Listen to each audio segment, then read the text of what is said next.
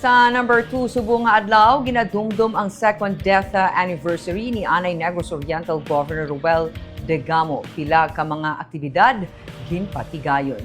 Sa post sa Facebook page na gimos sa sulat si Pamplona Mayor Janice Degamo ang tiayon sa ginpatay nga gobernador. Sunod sa iya duha na ka tuig ang nagligad nga ginpatay ang anay gobernador pati ng siyam kaiban pagid nga mga persona sa ginsulod sila sa armado nga mga persona sa ilang balay sa Pamplona, Negros Oriental.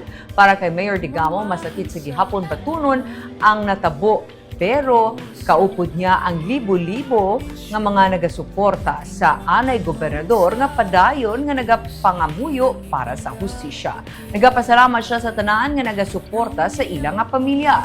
Ginapangamuyo niya man ang kalinong para sa probinsya. Subong adlaw, may mga aktibidad nga ginpatigayon sa probinsya kaupod ang provincial government. May misa kag may programa subong nga hapon sa Freedom Park sa Dumaguete City.